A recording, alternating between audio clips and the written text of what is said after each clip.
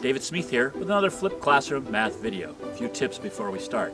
Remember that you can slow down or speed up the playback if that helps you follow along. You can also pause the video at any point to catch up with your notes or try the problems before I explain them. Lastly, you could turn on the captions and read my words going along below the bottom of the screen. Today's lesson is on Venn diagrams and mutually exclusive events. Now, if you think about that term, mutually exclusive, it's fairly descriptive for what we're talking about. So let's get started. So check this out. Two events that can't occur at the same time. So here's one. Flip a coin and get heads and tails at the same time. Can't do it. Another one, roll a die. Get an even and an odd number at the same time. Remember, we have events that have intersections. Like what about rolling a die and getting an odd number and a prime? Sure, we can do that. We could roll a 3 or a 5, which are both odd and prime. So those events aren't mutually exclusive. Now let's take a look at something else. If A and B, two events, are mutually exclusive, then what is the probability of the intersection? Go ahead, pause the video. I want you to put a number there and come back. So the intersection is when both events happen at the same time. So the probability of the intersection has to be 0 for mutually exclusive events. Okay, finally, our addition rule gets a little simplified with mutually exclusive events. So check this out. The probability of A union B, as that's the or condition, either A happening or B happening, now is just the probability of A happening plus the probability of B happening.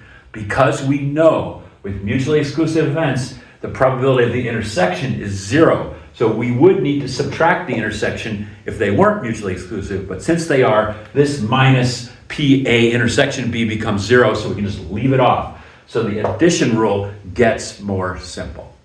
Now let's translate that to a Venn diagram. So here's your prompt. Events A and B are mutually exclusive.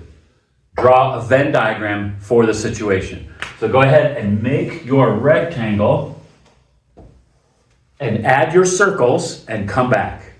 All right.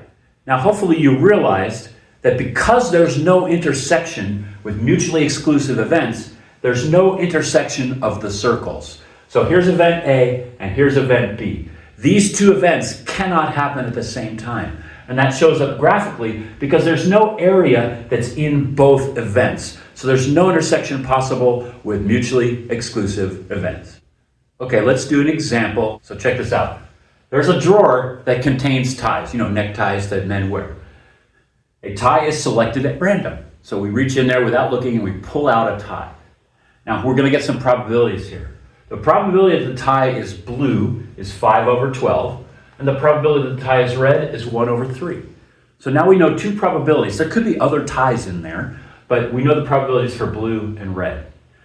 Now, here is the prompt.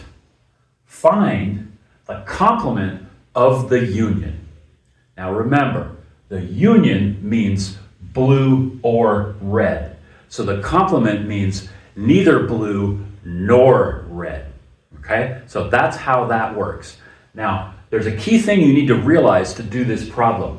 And since we're in a section on mutually exclusive events, you can kind of get that prompt to know, yeah, these are mutually exclusive events. But on a quiz or a test or a unit test, you're just going to have to realize that I can't draw one tie and have it be both blue and red at the same time. So these are mutually exclusive. So that's a critical thinking step that might come a little later when you're doing chapter review or the chapter test, where you're just going to have to be on the lookout for mutually exclusive events. All right, so let's get into that. See if you can come up with a first step for figuring out what the probability that the tie is going to be neither blue nor red, which is the complement of blue or red. All right, so your first step is to figure out what you can calculate directly. So what I did here is I'm just going to find the probability of blue or red. And since it's mutually exclusive, we don't need to subtract an intersection. So that probability is just probability of blue plus probability of red, And here's my math for that, and I end up with 3/4 or a 75% chance. Now, pause the video and do one more step to find the complement of the union of blue or red. All right, pretty straightforward if you just remember one thing. The probability of the total situation is always going to be 1. So what we know is the probability of blue and red. We figured out the probability of the OR condition, the union. So whatever's left from 1 is the probability that it's not going to be blue or red. So we just subtracted 3/4 from 1 and got 1/4. All right, I'm going to ask you to draw a Venn diagram for that example we just did. Now I summarized the probabilities here. You don't need to recopy them into your notes because you have them in your notes. So our probability of blue tie is 5/12, probability of red tie is 1/3, the probability of blue or red is 3/4, and the probability of blue or neither blue nor red is 1/4. So now I want you to pause the video and make your Venn diagram and put your probabilities on there. All right, this one's pretty straightforward. We didn't have to calculate because there was no intersection to figure out. So probability of blue 5/12, probability of red 1/3, probability that it's neither blue nor red is 1/4. Now, I want you to perform one last step here. There's a way to check with math to make sure this Venn diagram is correct. Pause the video and do that. All right, the key again here is to realize that all the probabilities inside the rectangle of the Venn diagram have to add up to 1. So here's what I did. I did 1, I'm checking. 1 equals 5/12 plus 1/3 plus 1/4. That's the 3 probabilities that we have inside. I converted these all to 12ths, added them up in my head. I got 12 12s equals 1. So yes, we are good. Now that you've finished the video, take a moment to jot down any questions that you have so you can bring them to our next class and get some help. You can also watch the video again to perfect your understanding. If you enjoyed the video, please click the like button down below, and if you'd like to help me grow my YouTube channel, please click subscribe.